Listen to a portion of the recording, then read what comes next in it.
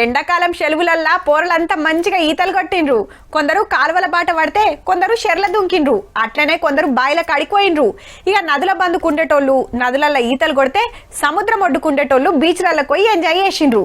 ఇట్లా బాయిలు కాలువలు షెర్లల్లా ఈత ఎవ్వలైనా కొడతారు. కానీ సముద్రాన్ని ఈదాలంటే చాలా ధైర్యం కావాలి.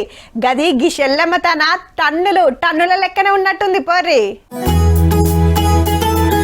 బెంగళూరులుండే గీ షెల్లమ్మ పేరు కైనాకరే. 12 ఏళ్ల వయసులా స్కూబా డైవింగ్ చేసి రికార్డు కొట్టేసింది షెల్లమ్మ. గింత చిన్నేజిలా ఎవ్వలకింత ధైర్యం చేయలేదట మరి.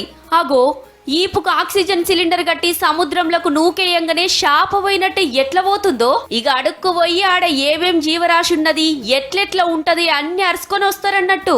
అండమాన్ నికోబార్ లక్షద్వీప్ మాల్దీవుల సముద్రంలో స్కూబా డైవింగ్ చేసింది. ఇండోనేషియా థాయిలాండ్ దేశాలలో నేర్చుకున్నదట గీ విద్య. 2 ఏళ్ల కింద సంబురానికి నేర్చుకొని ఇప్పుడు రికార్డు కొట్టే లెవెల్కు పోయిందన్నట్టు. గంతలోపడికి పోతే బుగులు కాదా అంటే ఆడనే ప్రశాంతంగా ఉంటది, మంచిగా అనిపిస్తుంది అనుకొస్తుంది. షిన్నేజ్ కాబట్టి ట్రైనర్లు సుత ఎంట ఉంటారు కాబట్టి బుగులు లేకుండా సముద్రాన్ని అల్కగా ఇది పడేస్తుందన్నట్టు.